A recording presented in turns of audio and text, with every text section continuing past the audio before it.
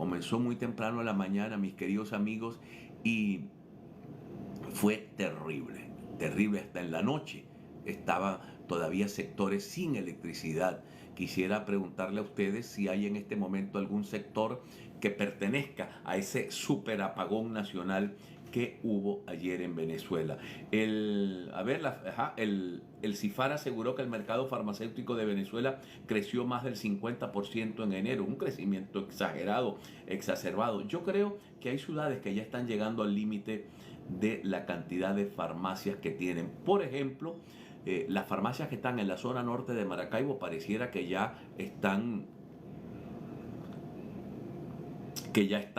la ciudad, el norte de Maracaibo, saturada, absolutamente saturada de grandes farmacias, pero siguen construyendo grandes farmacias en Maracaibo.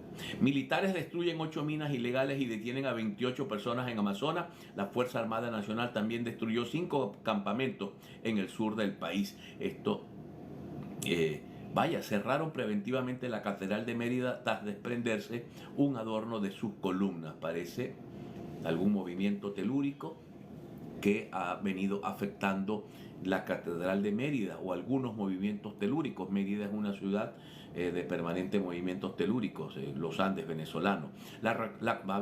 El presbítero José Gregorio Méndez, párroco de la catedral, confirmó que se trató de la caída de un adorno desde una de las columnas, aclarando que se trata de un elemento decorativo que no afecta la estructura del edificio, pero bueno, cerraron la catedral para que por lo menos los bomberos investiguen qué es lo que ha pasado allí.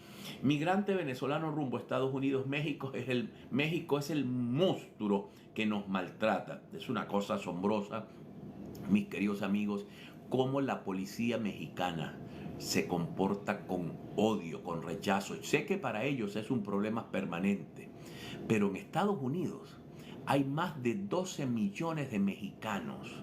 O sea, ellos deberían comprender el fenómeno de la inmigración por pobreza y por razones políticas, porque ellos son el país que más inmigrantes aporta a los Estados Unidos de América.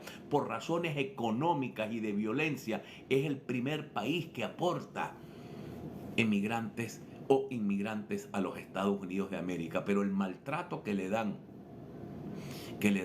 a los inmigrantes en México es brutal. Es brutal. Unos 87,000 migrantes, la mitad venezolanos, cruzaron Honduras en 2 meses.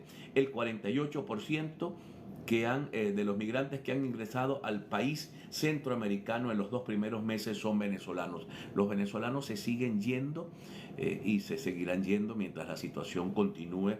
Hemos perdido algo así como el 25% de la población del país, que es un impacto brutal. Venezuela se envejeció como un país europeo gracias a la salida de nuestros jóvenes. Es una cosa absolutamente vergonzosa, vergonzosa.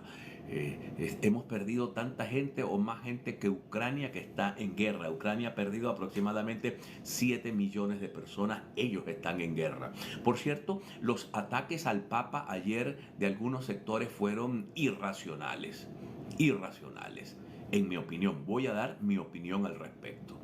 El Papa pidió que el presidente ucraniano levante la bandera blanca y negocie con Rusia.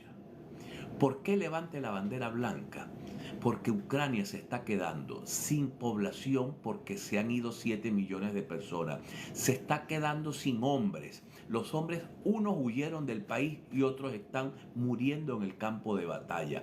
Cosa que le ocurre a Rusia, pero Rusia es un país gigante, por lo tanto no lo afecta de un modo tal la muerte de sus soldados. No pierde el bono demográfico.